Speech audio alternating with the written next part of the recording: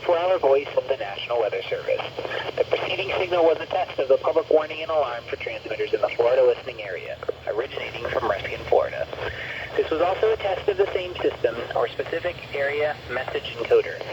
The same system will alert only the county or counties affected by a particular warning. These tests are conducted each Wednesday between 11 a.m. and noon, and again between 6 p.m. and 8 p.m. unless severe weather threatens. This concludes the weekly test. We now return to regular programming.